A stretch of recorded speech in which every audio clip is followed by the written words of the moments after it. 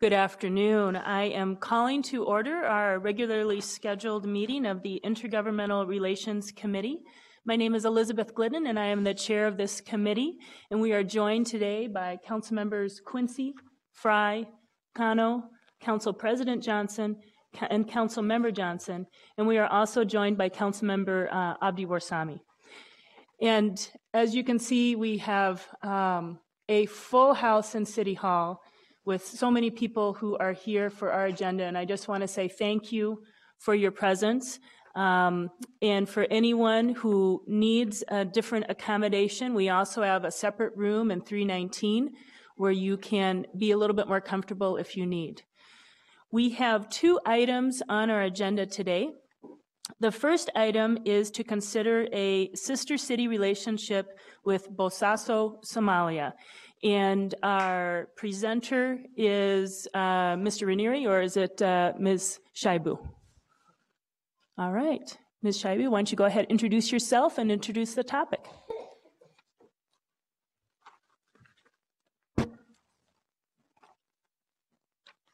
Good afternoon, Madam Chair and committee members. My name is Jenny Chayabut. I work here at the City of Minneapolis in the Intergovernmental Relations Department. One of my responsibilities is to be the city's staff liaison for the Minneapolis Sister Cities program. In Minneapolis, the Sister Cities program involves many people and many organizations.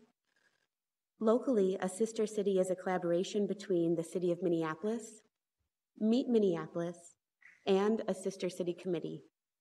Also here today are Bill Beef, representing Meet Minneapolis, Dega Shabel, representing Minnesota Friends of Bosaso, and Saeed Behe, representing Han Relief and Development.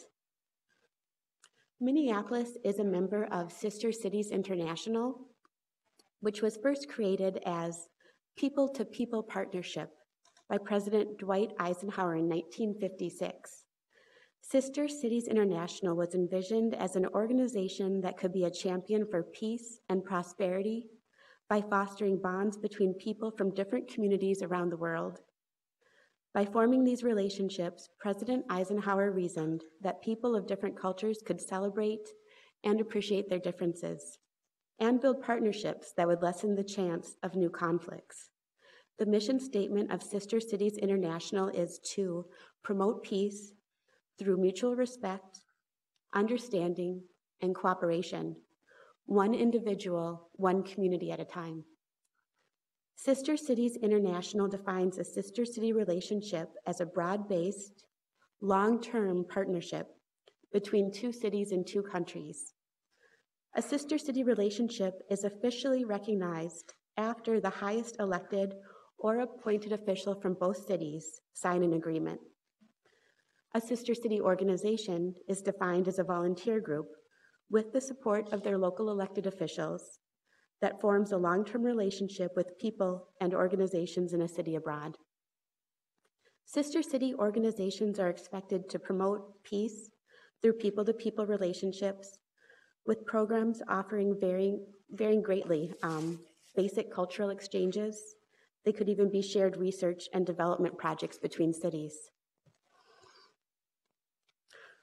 Working with the Minneapolis Sister Cities program over the last few years, one of my observations is that sister cities not only further connect us to the rest of the world, but deepen our connections with each other.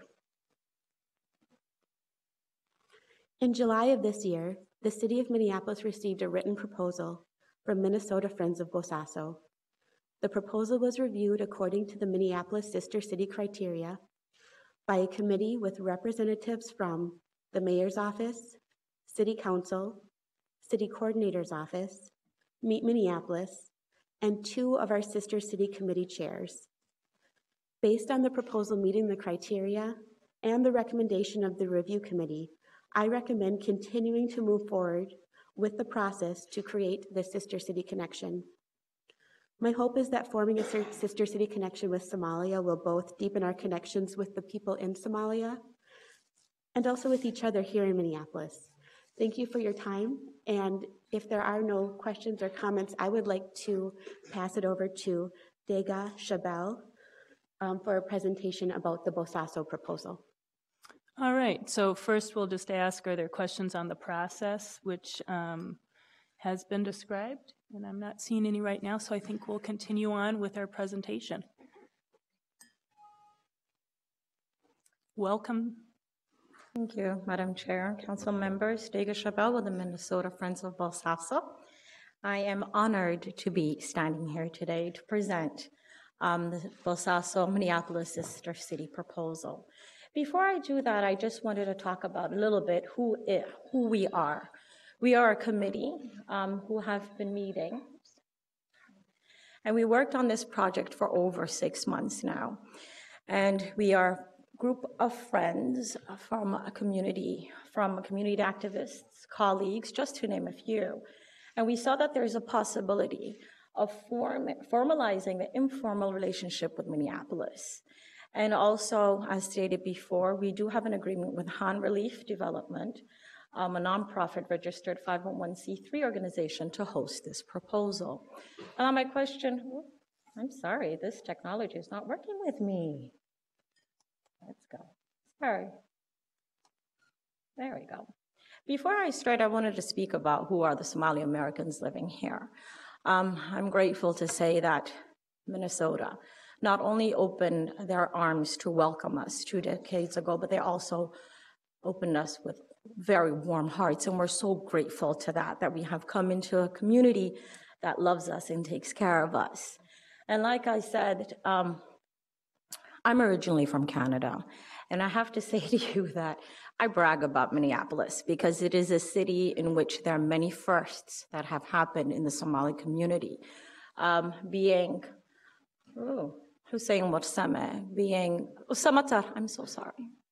Hussein Samatar, may he rest in peace, being the first Somali American to have a bridge named after him. We have our very own Abdi Warsame at City Council, again, being the first Somali American having this seat. And also, City of Minneapolis is the first to celebrate Somali Independence Day, which is, again, a first. As I said, I brag about this all the time. But who are the Somali Americans living here, and why do we want this merge to happen? Why Bosaso? Well, as you know, there is over 100,000 Somalis living in Minnesota, and the majority of the Somali Americans living in Minneapolis, they hail from Bosaso and surrounding areas. And we do have a lot of expatriates that have strong ties with Minneapolis and Bosaso. Like I said, let's formalize the informal relationship that we already have. And then we do share a common goal. Bosaso is also known to have excellent governance and peace. Where is Bosaso, you might say? Of course, it's in Somalia, the Horn of Africa. It is in the state of Puntland. Here is Bosaso on top. Bosaso is the third largest city in Somalia. It's the capital region of Bare in Puntland State. It is the commercial capital. It has the major seaport there. It is a very peaceful city when we compare it to the southern and northwestern regions of Somalia. There are approximately 700,000 residents living in Bosaso, in which 50,000 of them are internally displaced people, IDP, and immigrants from Kenya and Ethiopia.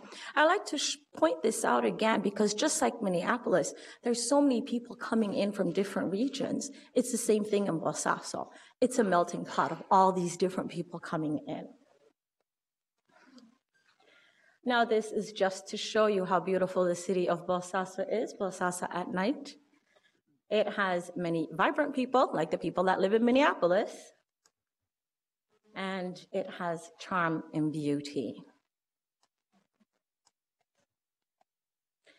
Now, I would like to remind you that Bosaso is a very strategic area. Again, I'll show you the map, and technology is not agreeing with me today. Well, here is Bosaso. It's on the tip right there, and it's a very strategic area. The reason why it's strategic, because if you could see right here, here's the Gulf of Aden on the top, and here's the Indian Ocean. Very important for our seaport, because in Bosaso, we export items like livestock, salt, and marine resources, just to name a few. And we import items such as trucks, medical equipment, industrial equipment, marine equipment, and agricultural products. Now, as I said, it is a hub port, and it is the gateway to the Gulf countries in Asia. I'm proud to say that we have the richest resources and marine resources in Bosaso. And a new thing that just happened was the fish market in conjunction with the Food and Agricultural Organization of the United Nations opened a new fish market, which I thought was really great. It just shows how big it is. I'll just show you one picture of our little port. It's not little, but it's pretty. I love it.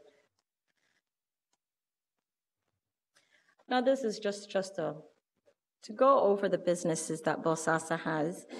I know that you have no doubt how keen business people we are, the Somalis. And because of that, we have manufacturing, distributing, wholesale, and import-export companies over there too. Now, our principal exports for now are to Turkey, Pakistan, India, United Arab Emirates, and China. I'm very glad to say that Bosaso hosts trade fairs where many companies from abroad and local regions attend. This is just some of the items that we do import. Now, I thought images speak more than words. These are markets, our souks, as we call it in Bosaso, very similar to the halal meats that we have here. Here is our souk in which you could buy beautiful garments and houseware, petrol station that we have. And of course, let's not forget our restaurants in which you could have our sweet tea and spicy sambosas. This is just an image I wanted to share about the trade fair that we have. Again, you could see that there are many companies coming from abroad and locally. I'm sorry if I'm going too fast, but I'm being timed.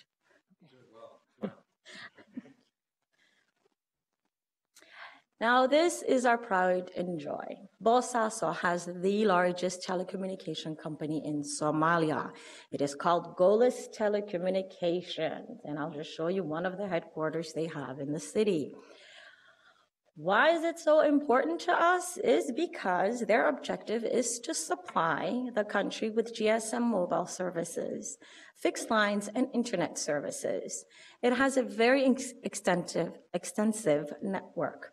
It covers all of the major cities and more than 40 districts. Now, this was from an article in The Economist that I read. It says that it offers the cheapest international calling rates in the world at 2 cents US per minute. Sometimes I wish I could just travel to call overseas and come back, since it's cheaper. The city of Bosaso, just like Minneapolis, actually Minnesota, really value education. The city of Bosaso believes that education is the key to success. And due to that, the city of Bosaso has a number of academic institutions. There are approximately 74 primary schools in the district. Their higher education is provided by the Bosaso College and the Puntland Nursing Institute. Now, one of the great universities, East African University, has a branch in Bosaso. We have a very high percentage of higher education graduates, approximately 90%, many of them who are known intellectuals. And I just wanted to share just some pictures of how kids have fun out there in Bosaso schools, believe in recess. And one thing that I'm very proud of, because I'm an educator myself, Bosaso believes in early education. We start at a very young age. And this is just the East African University branch in Bosaso. Now the question, what are the benefits of both cities? Now, this relationship would promote cultural understanding and stimulate economic development. It will enhance our capacities to serve in new ways, bridging cultures, and fostering strong and positive friendships with our neighbors. This relationship will enable citizens of both communities to become directly involved in international relations. It is a unique and rewarding exchange. Now, the short-term and long-term projects are designed to stimulate the reciprocal relationships between both cities in the area of economic, educational, and cultural exchanges. Now, when it comes to the benefits of economics, this relationship will provide businesses with unique international opportunities that are currently not available. This committee, which is the Minnesota Friends of Bosaso, we will conduct research studies of products and services for potential import and export opportunities. Now, these studies will support commercial, equitable, and beneficial exchanges. This will also increase tourism, encourage cities to send delegations and private citizens to visit. Now, I know you're aware that we already do that. We do have exchanges going on, but it will increase it for the cities. And it will provide participants with reliable business contacts. Opportunity for Minneapolis's businesses are to show that they want to understand the international market in which they hope to compete in. Now, when it comes to the benefits educational, Augsburg, University of St. Thomas, the University of Minnesota, and others have displayed interest in fostering relationships. Various programs, such as cultural forums, exchanges, and research that feature the culture and arts will help promote local artists from both cities. Both cities have hosted organizations and institutions that have interest in exchanging and sharing work, promoting educational programs ranging from theory to practical theories. Now, one thing that I always think of when I read this is how in the state of Minnesota, there was research done by the U of M of how Somali kids are very high in autistic. I think it's in 1 in every 36. And it just pops up thinking like if we had a relationship, maybe we could do a study and see if there are more autistic kids in Somalia and exchange it. That's what always I think about. Now, what are our benefits? Of course, it's a cultural. Somalis in Minnesota account for 164 million to 394 million in purchasing power and owns 600 businesses. Now, of course, this number has quadrupled because the information I had was from 2009. The city of Minneapolis already hosts hundreds of Somali-owned and operated commercial venues, such as Halal Meat, as I said, just like in the city of Bosaso, where you could purchase your latest fashions, where there are money transfers, video rentals, which are not available in the mainstream markets. Like I said, most of our returnees have repatriated for investment and cultural exchange opportunities. And this is one thing that I brag about to my Canadian friends, that in 2013, the city of Minneapolis has opened the first Somali artifact and cultural museum. And this is the first not only in Minneapolis or the States, it's all in the Western world. This is the first, again, big hoot hoot to Minneapolis. And it was actually opened due to the voice of the mainstream that they wanted to learn more about the Somali people. Now, what are our goals and objectives? Now, the sister city relationships will support the international goals and objectives for the city of Minneapolis. They will show that the world that Minneapolis is truly groundbreaking and a world-class city. It will make a powerful narrative, as you could see with the supporters here, for the Somalis living in Minneapolis. It would set Minneapolis with unique business opportunities. Now, let's not forget that Bosaso is the epicenter of telecommunication, and this could serve as an ideal entry point for Minneapolis businesses interested in international trade. Now, this will pave the way for mutual exchanges of information around city governance, public infrastructure, and environmentally sustainable practices. Now, to summarize, this is willing to engage in programs that will enhance the relationship between the people of Minneapolis and the people of Bosaso. The committee is willing to foster friendship, knowledge, commerce, and understanding between the residents through the exchange of culture, education, public works, entertainment, arts, sports, and industries. The committee has met over 10 times, even though it says there we have met 10 times, we have met over 10 times this year. And we have established 3 standing committees to coordinate our program, which are the cultural heritage exchange, outreach, and finance. Now we have started a Facebook page, and we have over 2,000 likes so far. I hope that you have the proposal in front of you, in which that we had a lot of support from the city of Bosaso. The mayor himself has signed a letter, Hassan Abdullah Hassan, supporting this. We have Dr. Saeed Fahia. He is a Minnesotan who moved back to Bosaso. We have Anissa Haji Mumin, who worked here also and now is a minister of women development and over there. I would love to state all of their names, but we have so many expatriates who move back, studying here, getting degrees from our great universities, and going back home and sharing it with the city of Bosaso. Now, of course, I'm not going to forget the Somali Museum, who is a great supporter. Of course, our youth council, especially the Cedar Riverside. There's the development groups also supporting this. The Somali Public Radio, State Representative Phyllis Khan, the Riverside Plaza Tenants Association, Senator Jeff Hayden, the University of Minnesota, and the Minnesota African American Museum, just to name a few of the people who are. Now, as you can see as the cover, there are keys being exchanged there from city to city. I hope that we do exchange our keys. Now, before I close up, I would like to thank you, Madam Chair, and council members for giving me the opportunity.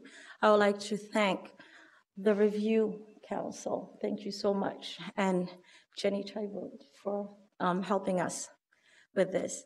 I would love to thank for all my members that have worked with me in this. I also like to thank our supporters, our civil servants, our mothers, our retirees, our children who have come to show great support. Thank you again.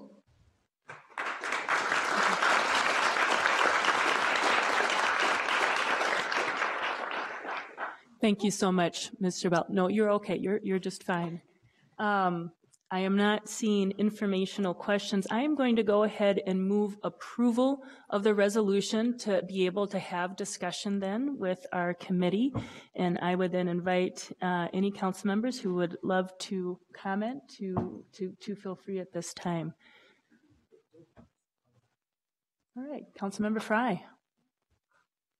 Matsinit, Madam Chair. Assalamu alaikum. Magaigawa Jacob Fry. Mufiante, Parshon Axon. Wilging Markton Nugdano at Kohalayo, Somali. Salam, Rare Bosaso Io, Rare Minneapolis.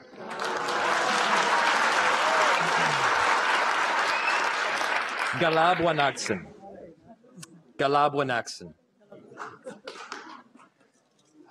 So in front of this committee this afternoon, we have a historic decision before us, which is to bridge the gap, bridge the divide over a very large pond from one country to another. These countries have been connected by its people for quite some time, as we have, as you know, a very large Somali population already in Minneapolis. And to make that connection directly with Bosaso, I think, is of tremendous gain for not only Somalia, but the United States of America as well. I do hope that this will be just the first of many intercity relationships between Somalia and the United States, and I am very proud that Minneapolis will be leading the way. As to thank for it, Councilmember Warsame has done an unbelievable job ushering this through the process, speaking with elected officials, the community. I understand they had somewhere between 3 and 4 meetings leading to this point of community engagement. And you know, this is not a decision of Bosaso versus Mogadishu. This is a decision of the present status quo, which is we have no sister city relationship with Somalia at all. and moving forward with what I think will be an excellent incremental gain. So we already, also I would like to note that we already have a tremendous amount of leaders that have gotten their birth in the United States of America, specifically in Minneapolis. We have, I believe the president went to George Mason University, which is right down the road from where I grew up. By the way, Abdibile also went to George Mason University in Northern Virginia. We have elected officials in Somalia right now that grew up in Eden Prairie, that went to school here, that grew up here, and are now going back home to, in many ways, lead that country. So this is a very proud moment. I would like to thank Councilmember Warsame again for bringing it forward, and I'm excited about the progress that it will be made here today. Matsenet.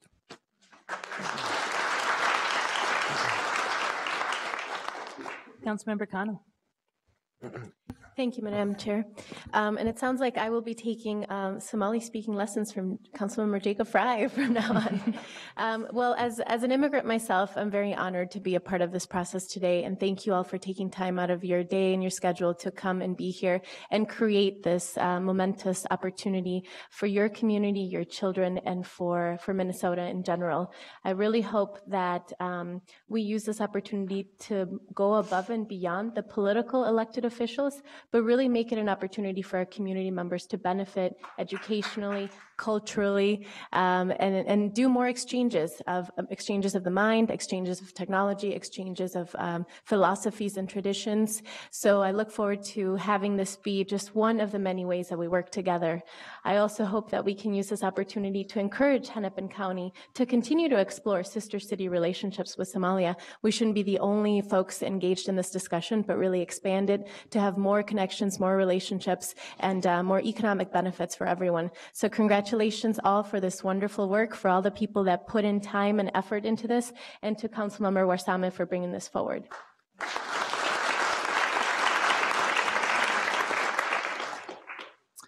Councilmember Warsame. Thank you very much. I would like to first of all thank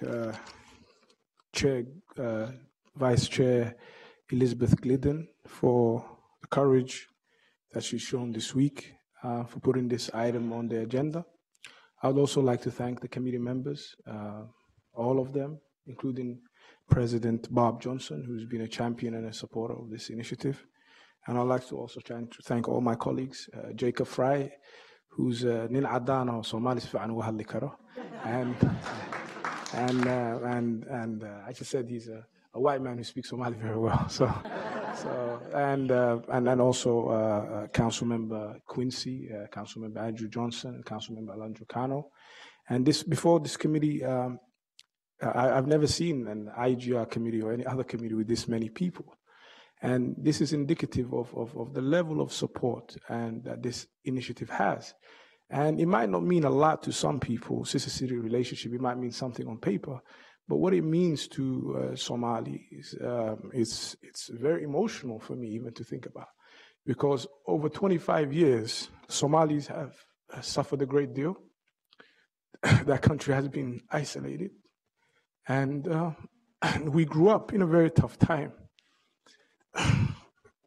So what this means to us is, it means that the isolation, we have hope that the isolation is going to be over. That, beg your pardon.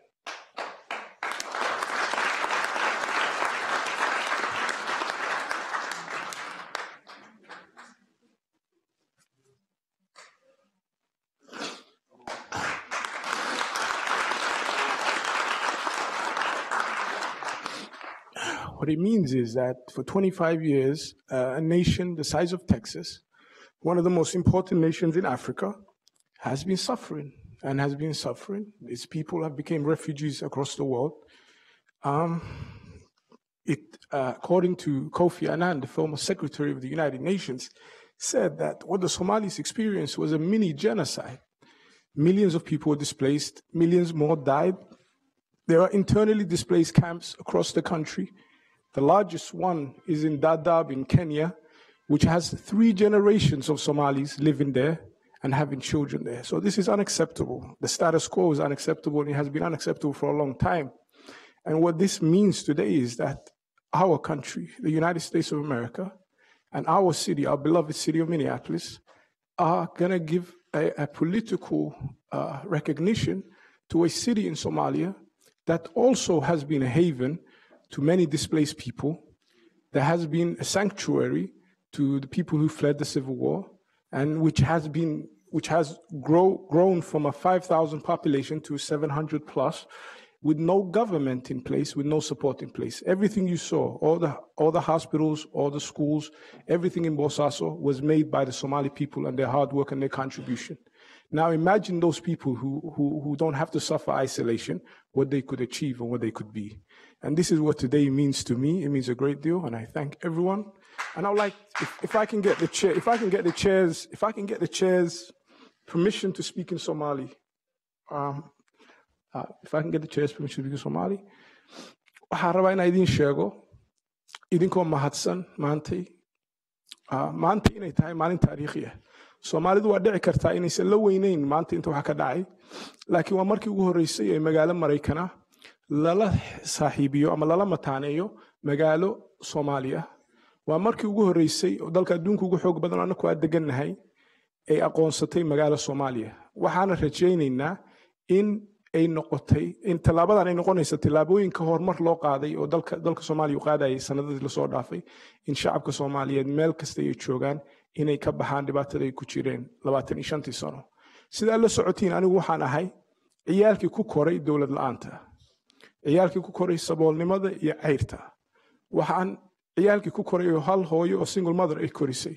Marka ma ogaa kartiin odayaashiina garka gudgududan iyo odayaashiina kalaba dhibaatada annagu aan kula kulannay qurbaha iyo dowlad la'aanta. Marka taas way maanta inta waxaan u joogno dadka dhahayo marka Boosaaso iyo Muqdisho, aniga hooyaday Muqdisho degan tahay, waana rabnaa St. Paul ama magaalooyinka kale inay Muqdisho lala mataaneeyo.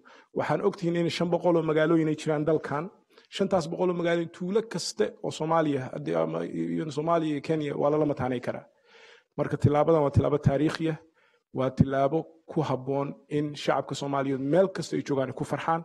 Waxaana rabaa inaad mahad celiyo xafiiskayga Cabdiqaduus Doonyaale iyo Marcelo Sotella iyo gabadha Jenny Shaibolt iyo dadka kale oo ka soo shaqeeya, iyo Mayor Betsy Hodges xafiiskeeda, Vice Chair Elizabeth Glidden iyo xafiiskeeda, madaxweynaha councilka Bob Johnson iyo xafiiskeeda, Andrew Johnson iyo xafiiskiisa, Alondra Cano iyo xafiiskeeda, Quincy iyo xafiiskiisa iyo Jacob Fry iyo xafiiskiisa, iyo dadaalkay u galeen maanta inta la keeno. yaa la yaraysan intaano qof iyo intaano wax ma loo sameyn lahayn haddaysan micno lahayn. Micno weyn bay leedahay. Waxaan rabaa inaan u mahad celiyo shacabweynaha Soomaaliyeed oo maanta ka soo qayb galay,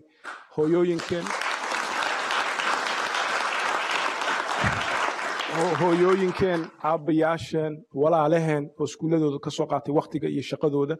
waad mahadsantihiin. Haddii saanoo kale aan samayno, dalkaas waa laga saari karaa dhibaatada uu ku jiro.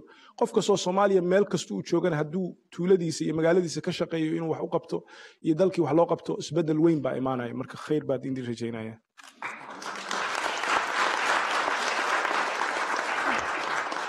To paraphrase what I said, I thanked everyone for their support.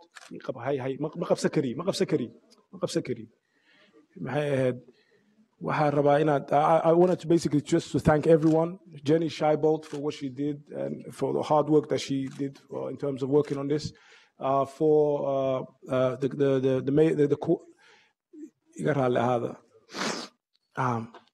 I thanked everyone, basically Vice Chair Glidden and President Johnson and everybody on the committee for their hard work, and I thanked them and their offices for the work they've done.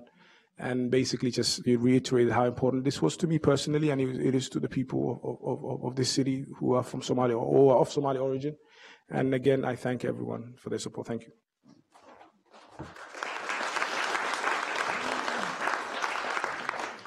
Council President Johnson. Well, Madam Chair, thank you so much. And what a moving day. I think when Ms. Chaibo talked about what the original purpose that President Eisenhower established the Sister Cities program, it was in response, he was the supreme commander in World War II. He saw what war did to the world, and he wanted to established this program so that people got to know each other as individuals across the world.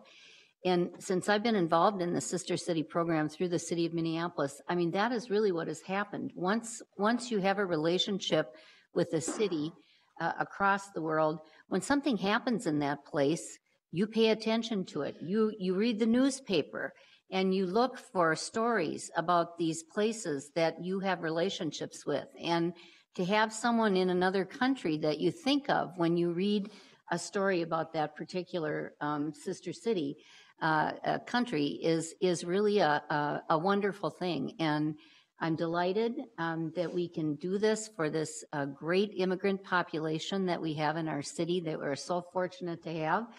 And I just really hope that we use this sister city relationship, to have a better understanding of each other and the challenges that each of us faces, each of our countries faces, and the education that comes with having that relationship will let us do that better. So thank you very much, and thanks again, as my colleague said, for the great staff work that we've have our partnership with Meet Minneapolis that lets us have this Sister City program. So thank you very much.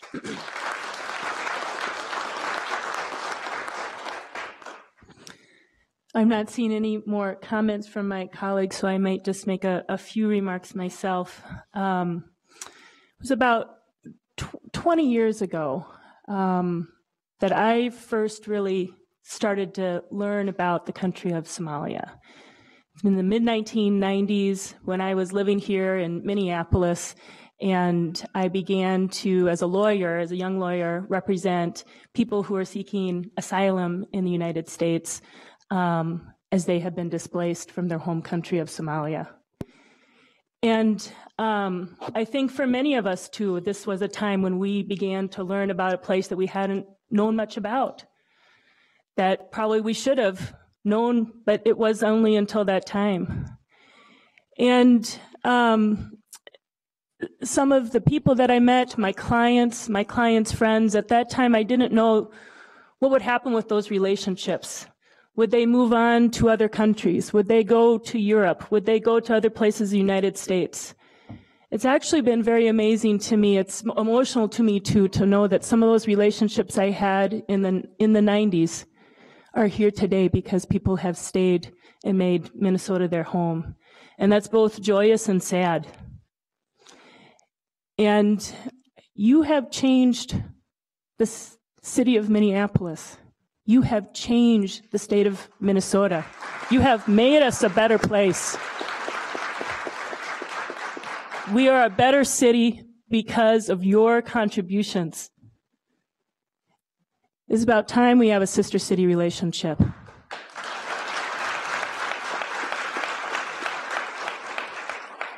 Thank you so much for being here. Thank you to Councilmember Warsame for all that he has done. I kind of kidded him the other day. We were walking in the hall and I said, you must be, you're like the ambassador of Minneapolis, because he has so many relationships. But we are very proud that he is here helping us represent the city, and we thank you for bringing this proposal to us, and we are now ready to take our vote. We have a motion before us.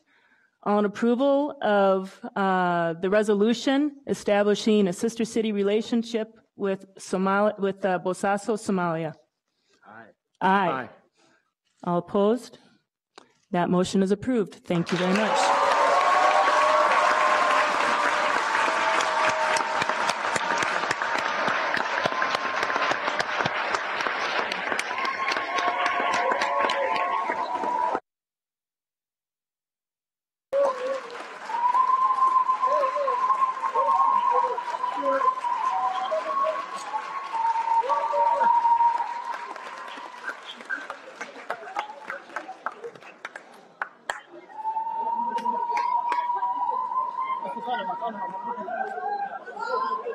Thank you. Thank you.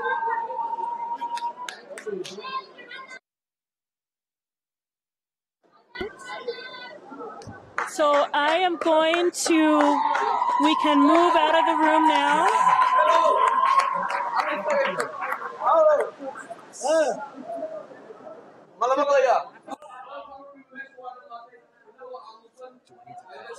publicly, or can I just go with the clerk?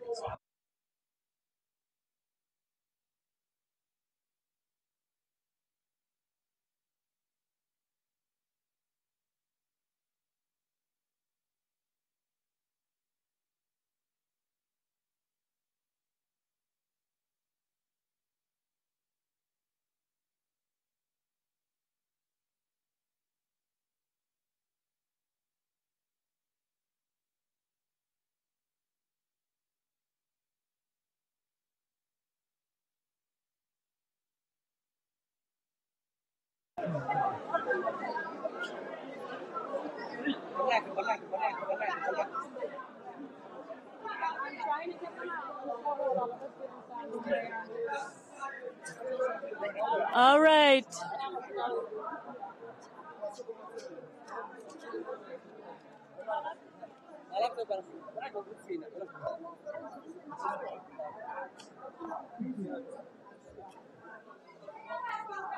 Thank you.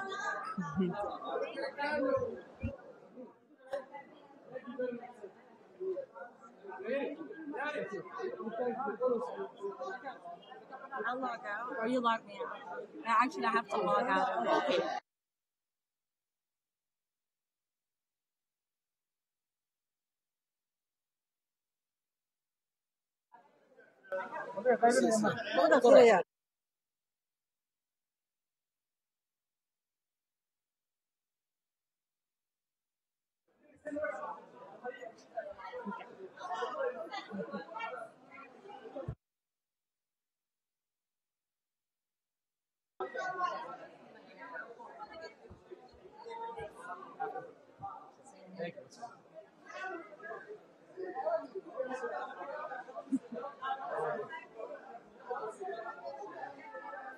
All right, so if everyone can leave, we have one more item of business here.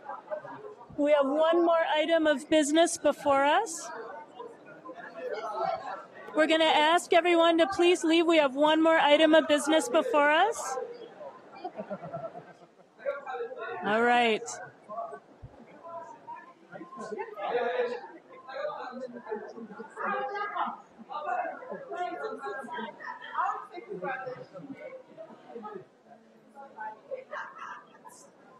I understand it's hard to follow that. Hard to follow that moment. But let's go ahead and get started. So we have one more item of business before us. And Mr. Ranieri, did you want to introduce this, or how? You want me to start that? Sure. Madam Chair, this is Mr. Hassan from the Metropolitan Council. He's been responsible for the water policy and planning. He brought his staff along today. They have presentations on water resource and water master resource policy plans. As you well know, this is the time the Met Council is putting together many of their policy plans. And for our city, it's quite important because we are a user of surface water, and we also provide water to other cities and facilities in the region. So we thought it'd be important to understand what the council is talking about and where some of the issues are. Thank you. Welcome. Thank you, Madam Chair, committee members. My name is Ali Al Hassan. I'm the manager of water supply planning for the Metropolitan Council. I have with me here today Judy Sventic. Judy is the manager of water resources assessment in the council. And also I have Kyle Colvin, who is the assistant manager for engineering services in the council, and Lania Ross, who is a senior environmental specialist with the water supply planning in the Metropolitan Council. We are planning to give you two presentations. Those two presentations address some of the planning activities that the Met Council is responsible for in the area. The first presentation is about the water resources policy plan, and Judy Sventic is going to do that. The second presentation is about the master water supply plan, and Lania Ross is going to be doing that. Thank you. Thank you very much. Welcome. Thank you. As Ali mentioned, I'm Judy Sventic. I'm the manager of the Water Resources Assessment Section, and I've been asked to give you an update on the Water Resources Policy Plan that we're preparing. So you should have two handouts. One is just a summary of all the draft policies and implementation strategies, and the other is an announcement that went out in our Gov delivery system a couple weeks ago about some upcoming informal meetings we're having on the policy plan. What we're doing right now is we're taking kind of a step back. We have the draft policy plan. We're having informal meetings and input prior to adopting it for formal reviews. So those meetings will be coming up in October. So I just wanted to point that out to you. So this is a pretty high level overview of the plan. So that was what I was asked to give today. So that's where we'll be kind of going through that. So I really wanted to first tie it back to what is the Water Resources Policy Plan. It's a chapter of the Metropolitan Development Guide, which is our regional plan for the region. And right now the version that we have, our Metropolitan Development Guide, is Thrive MSP 2040. So this is one of the chapters of that. We have the Water Resources chapter, Housing, Transportation, and Parks. So, and the water policy plan really takes a direction from Thrive. So I just wanted to kind of highlight some of the areas that we're getting direction in the update of our plan. So we received direction from the Thrive listening sessions that we had, as well as we had a couple of advisory committees to help develop this plan. And we're really focusing on the sustainability and stewardship pieces of the outcomes from Thrive, but we also have factored in equity, prosperity, and livability. So like I said, the main focus and main direction of the water policy plan is really related to sustainability policies and the overall path and new approaches we'll be taking on that relating to water sustainability, whether it's water supply, surface water management, or wastewater, and really our roles and functions at the council in those areas.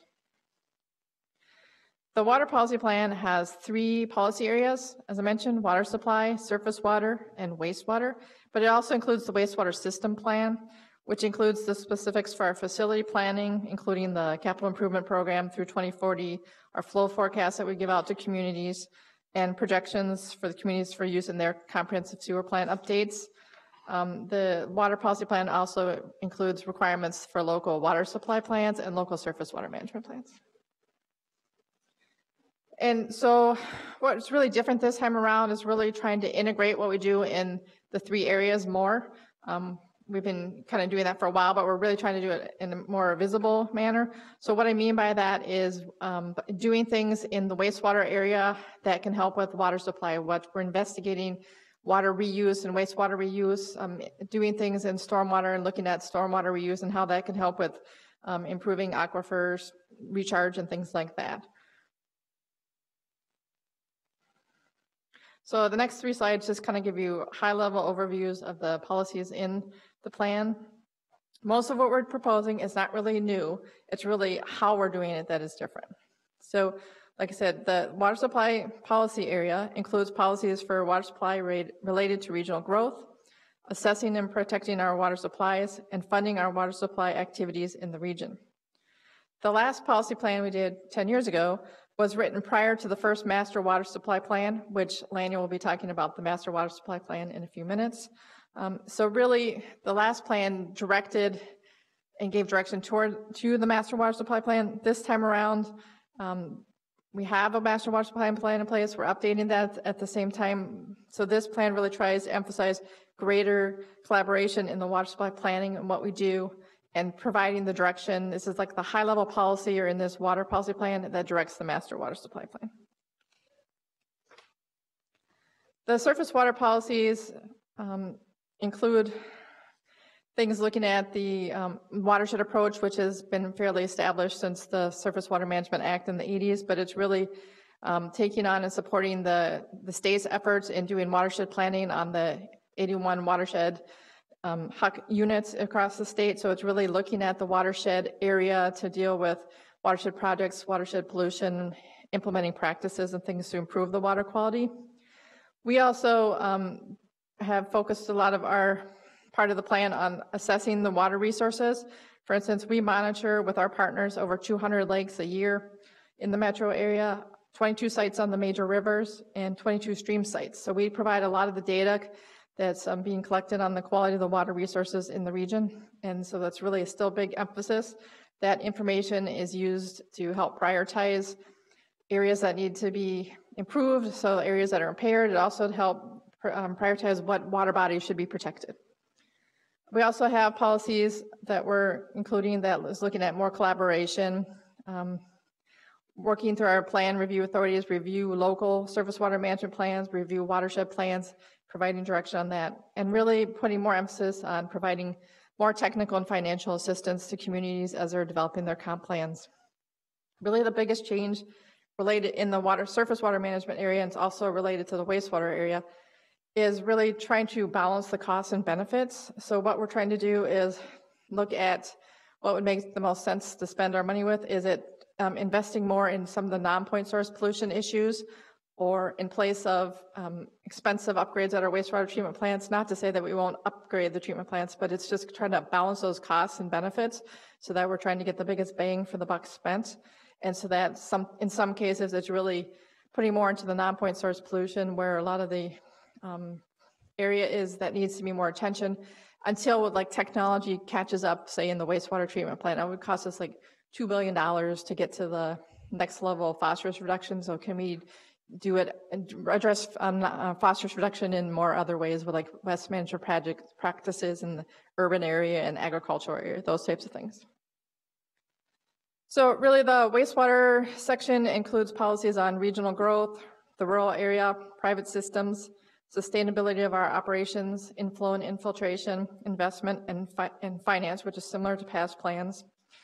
We're stressing the need for collaborating and provide more technical assistance to everyone as they're developing their comprehensive sewer plans and their land use plans.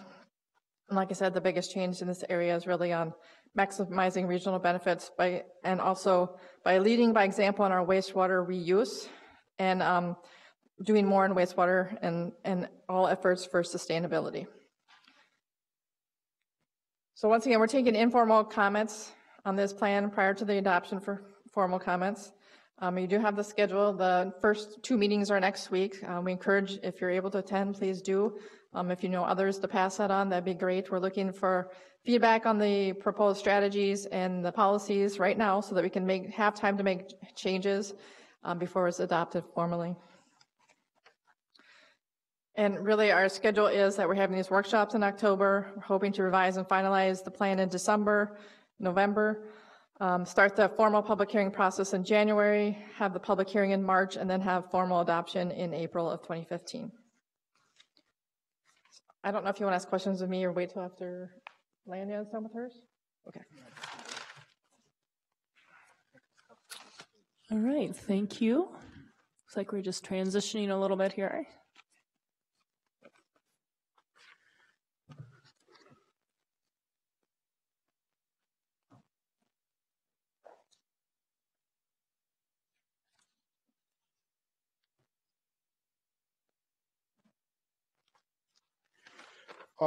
Before Lanya starts talking about the master water supply plan, I just want to talk a little bit about some information, general information about the water supply in the metro area. The Twin Cities metropolitan area is home to half of the state population. And the 7 counties is half of the population of the state lives here in the 7 counties. It's very interesting to know we have 105 water suppliers in the communities in the metro area. The biggest use for the metro area is municipal use. Communities, cities using, that's the biggest share if you compare that to residential, if you compare that to agriculture and other uses. Daily, we use about 450 million gallons a day. And just to have an image of that, those are 2.5 Metrodomes filled with water. And now I'm thinking of another simple because the Metrodome is gone. So help me if you have any other thing that I can use. Okay. 74% of the region's population relies on groundwater. Only 2 communities in the metro area relies, and several other communities receive water from those communities, which is Minneapolis and St. Paul. One of the issues that we have been dealing with in the Metropolitan Council and looking into the planning for the future is securing our safe and plentiful drinking water. Still, we are the 10,000 lakes state. We are a rich, water-rich state, but most of our water is not coming from lakes or surface water. It's coming from underground. How to secure this supply and how to protect the region water resources is a big task, very complex, especially if we are dealing with 105 suppliers. One of the issues that we started observing recently is our rising dependence on groundwater for drinking water, particularly since the 80s, has become a significant issue. In parts of the region, groundwater levels are declining. In other parts, this decline of groundwater levels impacted surface water features. And probably you have heard a lot about White Bear Lake in the news recently and what's impact the increased groundwater pumping in the surrounding communities have some impact into the water levels of the lake. So what the Met Council is doing to help with some of these issues is we are trying to help communities to implement projects and plans that address emerging drinking water supply issues.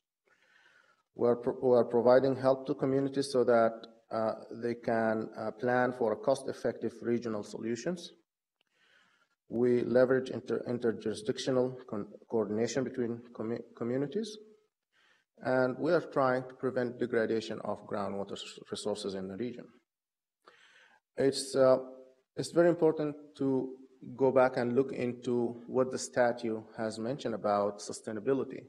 In 2009, the Minnesota State Legislature defined sustainable water use as the water use is sustainable when the use does not harm ecosystems, degrade water quality, or compromise the ability of future generations to meet their own needs.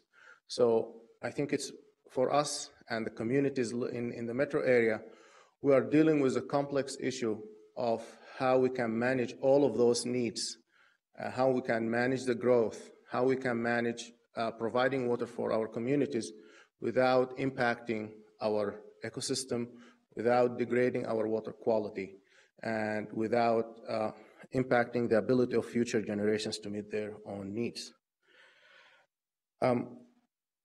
I think one of the issues that we want to bring to all the attention of the communities is better management of our water supply resources is the only way for us to ensure water supply sustainability and reliability for current and future generation.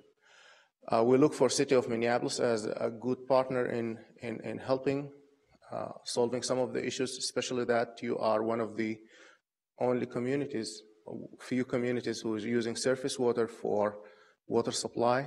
You are providing water to your neighbors, and you still have excess capacity in your system so that you can expand beyond what you are providing so far.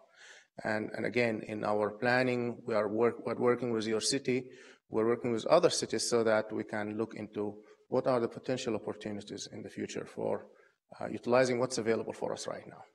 With that, I would like to ask Lania Ross to present about the Master Water Supply Plan. Excuse me, we do have a question from Council President Johnson. Thank you, and I guess, so will you get very specific in making recommendations about how communities could share, it could work together in using this excess capacity? And I'm going to tell people 42nd Avenue North, the county is just redoing that right now, County Road 9. They've had 2 water main breaks, which have, shut down Highway 81, and now damaging the street farther down the line. And it's in the city of Robbinsdale. It's interrupting their commerce, and it's a water line that goes from Minneapolis to Crystal and bypasses Robbinsdale. So, and I think when cities make decisions about how they would work together, I hope you look at some sort of a financial incentive to be able to make that work, because that's the conundrum. Sure. They look at, what it costs to buy water from us versus what it sinking a well and then doing that kind of work. And, our Joint Water Commission, it wasn't that long ago that the cities that were that bought water from us were actually looking at comparing whether it made sense to go forward with us into the future or sink their own wells. And I mean, that just wouldn't probably happen today, but it's the money. It's all about the money. Sure. Thank you for the comment. We take that comment very seriously, and part of our plan is to come up with financial structures that could help some of the communities on tapping on how they can work together. That's the first question we need them to answer, because for a long time, water supply management in the metro area stayed autonomous in the hand of each one of those cities, and I mentioned 105 providers. So you imagine each one of those communities would like to maintain the system individual, but at the same time, they're tapping the same resources. If it's an aquifer with everyone is just drilling a well and using the same resource. So at some time we are reaching a limit where we need now to start thinking how we can work with each other so that we can provide solutions. And this is part of what the Master Water Supply Plan is encouraging, is we are setting collaboration models, we are setting financial structure models for communities so that they can learn how others are doing it around the country and in the state, in other parts of the state. So thank you very much for the comment.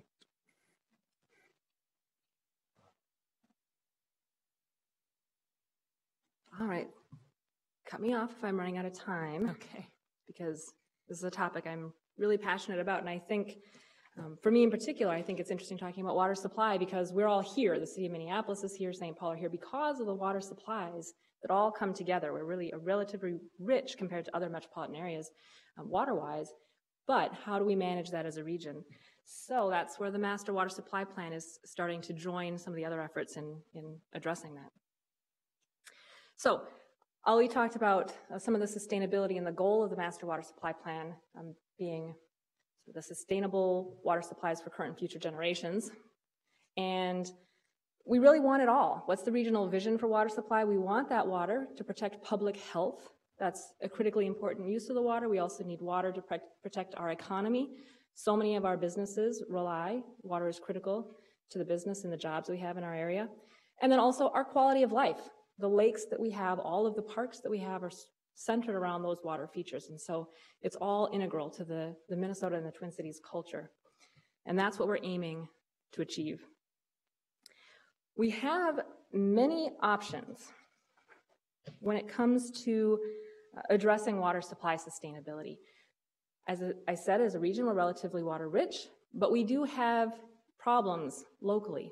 And where we have those problems, we don't just have one solution or one option. We have a full suite. And it's looking at how do we put all of these different options and approaches together that we're tackling with the Master Water Supply Plan.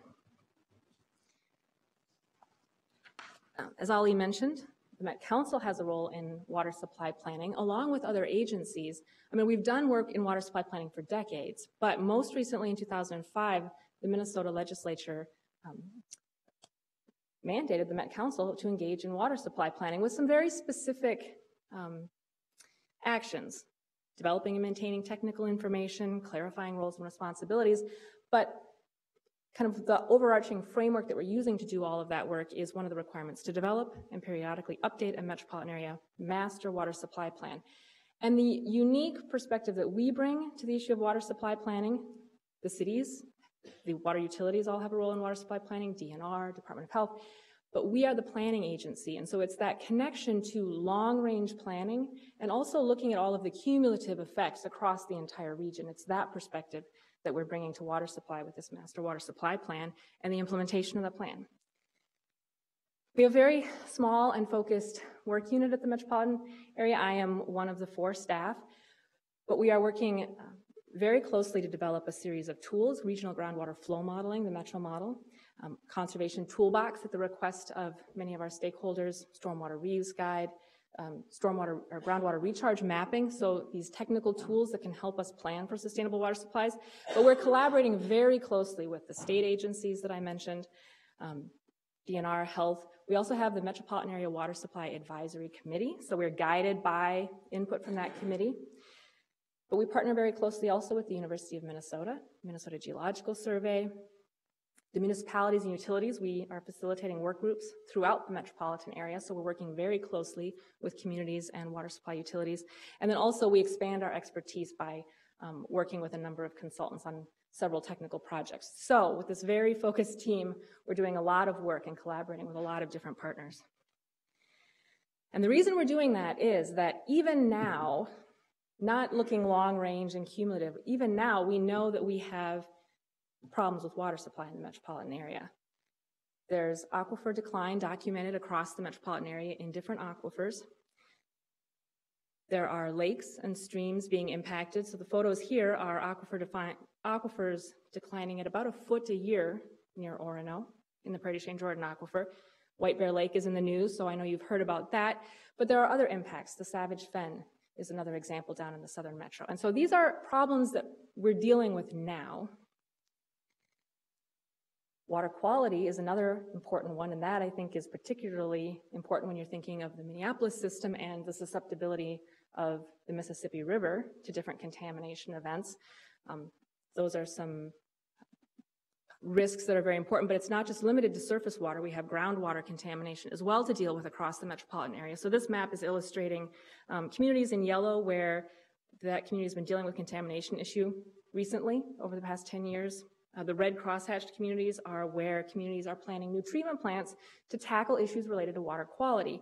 And then communities in gray are where documented contamination has become so severe that the Minnesota Department of Health has designated special well and boring construction areas where well drilling may be limited due to prevent cross-contamination and some other spreading of those contaminants. The TCAP site would be one example. This comes with a huge cost to our region. This is just a list with some of the planned upgrades to plants and water systems over the next approximately 5 years. So these are 9 projects that are in the planning stages. Oh, and my number at the total got cut off, but they total almost $100 million. And this is just to get these projects going. This is not looking at the long-term operations and maintenance costs. And so these solutions to some of these problems are taking very large local, mentioning finance, large local investments, and also we're taking on this very big investment as a region as well. Ali alluded to this.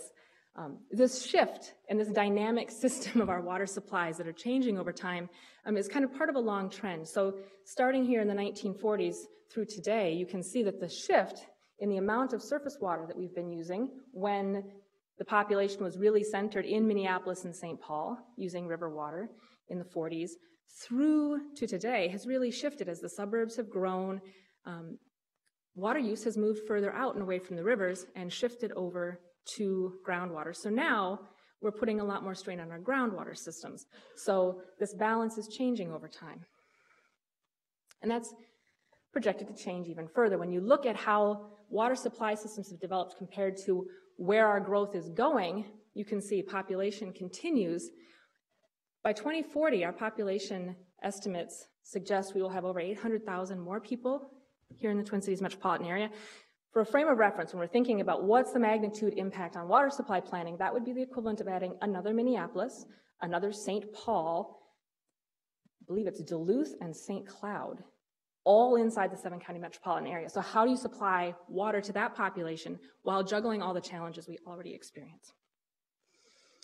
If that population uses the sources we already have established, surface waters in the core cities, groundwaters further out, if we project that into the future, we see some significant impacts. This is a map using our regional groundwater flow modeling to illustrate the effect of that growth on aquifer water levels. This is illustrating the Prairie du Chien Jordan aquifer, which is the primary water source for most of the groundwater users in the metropolitan area.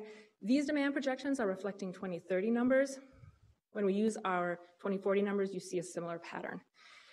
I wanted to base this on the current comprehensive plan for most of the communities in the metropolitan area.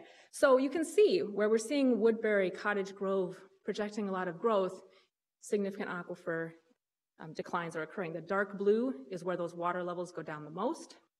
We still see declines across the entire metro. So the light blue is up to 5 feet of water decline. Those all have impacts, particularly when we're thinking about connected surface waters. So wetlands or lakes that are supplied by groundwater may be getting less groundwater to support those levels. It's not just the Prairie du Chien Jordan aquifer. This would be the glacial sand and gravel aquifers. So all that glacial deposits that cover the entire metropolitan area, we still see water levels going down. Those are the sediments that a lot of our surface waters, the chain of lakes, White Bear Lake, are sitting in. The Tunnel City Wanawak is a deeper aquifer. Many cities, particularly in the western metro, are relying on this aquifer, but we do see some wells going throughout the metro, also declines. And very deep below us, the Mount Simon Hinckley aquifer, down at 1,000 feet below the ground in the center of the cities, also seeing declines. So not only are our water use choices affecting us across the region, it's also from land surface down hundreds of feet. But we don't have to do things that way. We have a rosy, I like the color pink on this map, but we could have a rosy future. If we do things differently, we can see change and benefits. The benefit of having this regional groundwater flow model, it's one of the primary tools we're using, is that we can say, what if, instead of relying so much on groundwater, communities who are projecting really large growth shift, take advantage of surface water where it's feasible, reduce their demand with some innovative water conservation programs, reuse non-potable water sources like reclaimed wastewater, stormwater, for some of their non-potable purposes. There are a variety of options available, or enhancing recharge. So if we are promoting aquifer recharge projects, we have a project in East Bethel, which is a small water treatment plant that's then recharging the aquifer, or rain gardens would be the small scale version of that. So these are all tools that we can use to achieve a more sustainable future. And that's really what we're promoting and what we're trying to support with the Master Water Supply Plan. We know that the region needs to restore the balance among the different water sources. Here in Minneapolis, you have the very abundant, most of the time, Mississippi River. We know drought is an issue. We know contamination is a huge risk for the water supply. So the idea of backup emergency sources becomes very important. In other places, who rely solely on groundwater and maybe only one of the aquifers, should that become contaminated, a backup supply is needed there as well. So how do we create a more sustainable mix? We need to maintain and enhance our recharge capability. Make sure that we're putting good quality water into the ground and that we are making sure that enough is going in. We're not just diverting it to a storm sewer and sending it down the river. We're allowing it to be treated and then recharge those aquifers. Water conservation, very important. There are huge opportunities for more efficient water use, which have benefits to our water supply sources, but also economic benefits as well.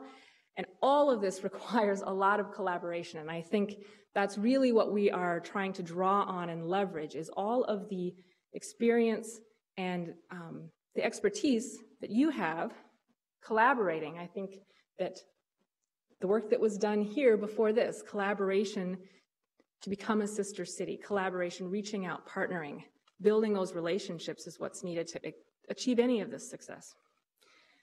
Our role in this is to partner with all of the different stakeholders and support those efforts. We're developing growth plans, working on the new local comprehensive plans that are consistent with our council policies that ensure the sustainable water supply for the metro. This is not an easy and small task, but that's our goal. So what I have been working on is how to put all of this into a master water supply plan. The last plan was adopted in 2010. We are updating it because we have a lot of new information. We have new population projections. We have a better vision for where we're going. Shouldn't say better. Yeah, I will say better. It's based on, we've done a lot of work. The Clean Water Fund, for example, has provided a lot of really great information. So we're pulling that all together. Over the next year, we're going to be working on this, integrating all of the input we get on the water resources policies, adding in our technical work, engaging stakeholders. We have meetings planned in October, but then we're also doing more targeted workshops planned with utility staff, city planners. Probably in early December, we're working on those final dates, but to share the draft technical reports, get feedback on how that should be integrated into our planning. We'll be drafting the plan over the fall and the winter, and then in the spring, bringing that draft out again to make sure we heard and that we incorporated things that meet people's expectations, to be approved in the summer before the local planning process update kicks off, so that we're making sure that all of the next round of local comprehensive plans are considering water supply, along with all of the transportation planning and the parks planning and the rest of that community building. That was long. Thank you for your patience. But if you have any questions, I'm happy to answer them. All right, are there questions? I think Councilmember Cano has one. Thank you, Madam Chair. So going back to this, to the slide where you talked about sort of the 4 things we should be working on in the future, the piece about conservation, has there been any analysis done on the types of big scale conservation efforts that we can do above and beyond encouraging families to not let the water run when their kids are brushing their teeth and that kind of thing, but just really looking at if we were going to, you know, focus our energy on impacting 2 to 3 different sectors, what would those be? What's kind of the... We have definitely thought about that. Yeah. Okay. So we're working on 2 tools to help support that. One is, I'm going to start with the kind of planning related part, and that is in the master plan, we're summarizing for each of the communities, what are the major water sectors, so you can identify, you know, recommending communities focus on residential water conservation when their big water use in that community happens to be commercial, that would be bad advice. So we want to make sure that we're helping target the conservation programs. Some of the really big water users in a lot of communities are industry or businesses. And so we have been partnering with the Minnesota Technical Assistance Program, MNTAP. We've just wrapped up a project recently looking at the high water using industries in the region and working with them to do water audits. And then for a few of them, they were interested in having an intern come in over the summer and actually go through their processes and identify opportunities for water conservation. And that really highlights really big opportunities to save water, but at the same time, they have identified the cost savings associated with that, and so there are some really significant financial benefits to doing that. And I don't have the numbers of how much water savings and cost savings have been identified, but we do have a report on our website. I'd be happy to share that, but it's very significant, and so there's a lot of value in working directly with those high water using industries. Get Me Pickle was one of the companies who participated, Federal Cartridge, and I have to remember the other one, I think it's Northern Star Foods. But so we're extending that program. It was so successful that we are continuing to do more of those types of audits and provide that support. As one example. Do you know if any of those businesses are located in Minneapolis, or what businesses were that might have participated in that effort? You know off the top of your head? Well, if you guys could forward me that information, that'd be interesting. And then another piece. Oh, were you going to answer it? Yeah, I just want to add one thing to what Lani mentioned. I think you hit in a very important issue that just telling people or trying to educate people about conservation is not going to help by itself. And for that, the Met Council is putting forward a request for establishing a grant program for conservation measures. And we have very specific conservation measures. As one of those examples is the toilet swap. Old toilets use 6 gallons per flush. New toilets use 1.5. That's a clear saving of 4.5 gallons per flush. It came to my attention recently in a meeting with Woodbury that when I was assuming Woodbury is a new suburb, that you have most of the houses built after 1994, where you have to establish to use new toilets, efficient toilets in your building. It came to our attention that they have 10,000 units of old toilets that they wanted to swap for a long time, but they couldn't have funding to do that. So for such a reason, we wanted to put forward a grant program where cities can utilize this for very efficient measures that we know. One of them is using low head in your sprinklers instead of high flow heads in the sprinkler heads. That's going to make a big difference, make a significant difference. So again, education by itself is not going to help, especially in the land of 10,000 lakes. People still, we have a long way for the change on embracing conservation as a way of life. But I think we have some infrastructure that we can change that will give us a big significant difference in the way that people are using their water in their households and in the industries and in systems. Just go back to what Lani mentioned. We only tested the industries conservation with three industries, and For one of them, they reduced their water use by 5%. The other one is 4%. The third one is 35%.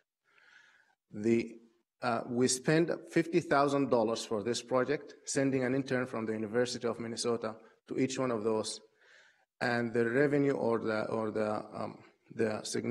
saving impact on those industries is $350,000 a year because of the water that they saved. So that's encouraging. We have more of this. Is a project that we are expanding for other communities.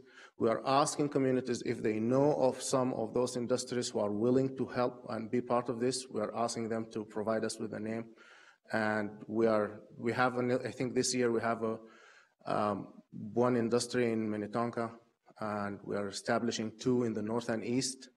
Next year we have funding for other 3 or 5 industries. Excellent. And I have noticed more restaurants have that option of flushing. You know, you can flush 1 or 2 levels. And I used to have friends who would put bricks in their septic tanks so that they wouldn't fill up all the way. Do you know if there's any relationship between the patterns we're seeing now and the work that you're doing and what's happening in I think it's North Dakota or the Dakotas on fracking and the amount of water they're using for their activities up there? Not the correlation with fracking here versus up there. We don't see that combination. We don't have any frack mining here in the Twin Cities. Mm-hmm. One of the issues we are facing that's related to that is, to me, more tied to some of the water quality issues. And this to me, highlights the need for that source water protection and making sure we're keeping the quality good. And that is the sand mining that we have here that supports some of the fracking. And so you have the aggregate mining, which is very important to development, some of the sand mining to support efforts here or some of the mining up there, and making sure that those are managed in a way that's protective of drinking water supply sources is a very important part of what we're doing. And so making sure that the plans and communities are considering that source water protection component when thinking of the different land uses. And so that's what jumps to mind for me, that connection. Sure. And my last question is, I'm aware of a lot of efforts to use rainwater for gardening purposes. Is there any efforts to use rainwater as eventual drinking water or water you can use in other ways besides your garden?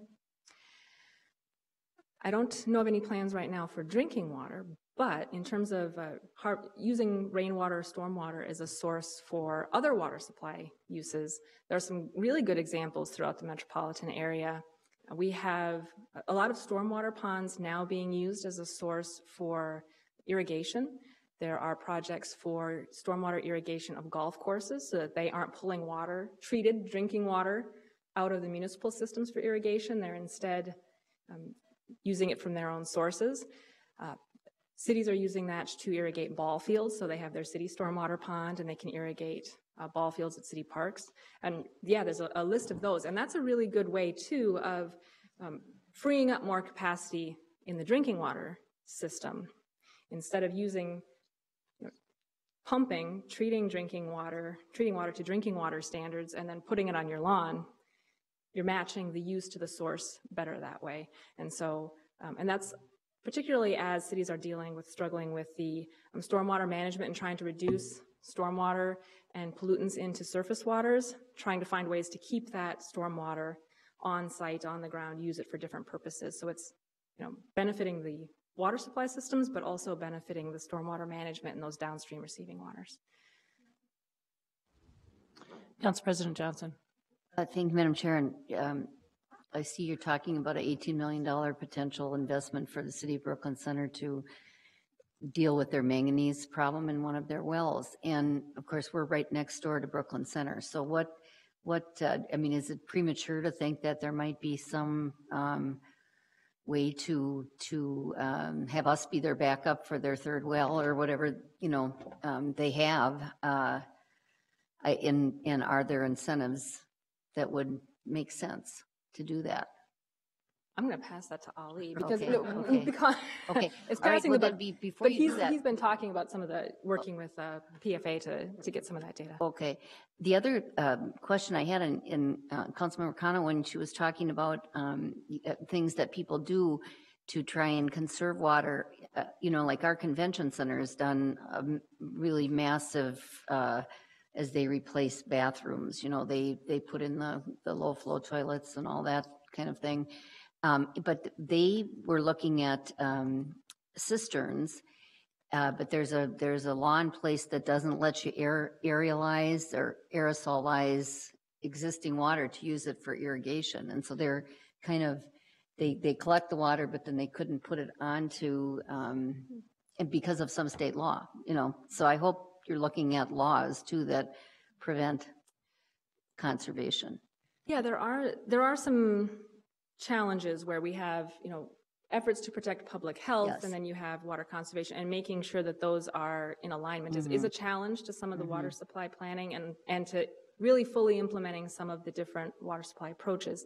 I have been part of, and I know there's conversations going on among some of the state agencies, Department of Health, PCA, just to recognize that and kind of look at what are some of the inconsistencies and the barriers, and to really take a more strategic look at how do we promote water conservation, but also make sure we're protecting public health and that those are in alignment. Yeah, that's a recognized need. I know there is conversation going on about that. I have no answers for you yet, but it is, yeah, we know that that's a challenge. So she left the tough question for me. Okay. So I will try my best with that. The Metropolitan Council, as a planning agency and in our capacity, we encourage collaboration. We encourage communities to look into opportunities on how to work with their neighbors and to utilize available resources. One of the things that we have done in the past, we established what we call it a Northwest Working Group.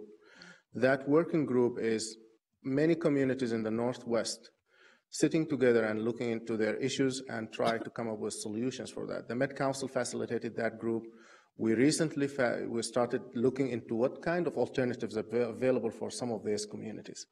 And I think recently our staff is in meetings with the utility in Minneapolis to look. One of the options we want to look into is what are the communities who can use the excess capacity from Minneapolis. And this is part of the effort that we are doing in the Northwest group. The second question about the laws and ordinances in place, a lot of the reuse issues, and this is considered a reuse. You collect rainfall, you want to reuse it. They call it reuse in the state law. And a lot of those laws and ordinances are mainly from the state plumbing code. And this is one of the issues that many of the communities are struggling with. The state plumbing code is preventing a lot of the things that you want to do within those reuse capacities. You want to reuse it inside the house, the plumbing code is not allowing you. You want to use it spray it in the air, and it might come into human contact. Then you have the plumbing code is telling you no. So there is a lot of issues with the plumbing code, and this is one of the areas state agencies are starting looking into that. Remember that 5 years ago or 10 years ago, water supply was not an issue in Minnesota, and no one was talking about that issue. Now it's an issue that a lot of people are aware of it. Agencies' awareness changed from 5 years ago. You start seeing agencies now starting talking about how we can remove the barriers to reuse, how we can remove the barriers for some of these ideas that other places are implementing and using.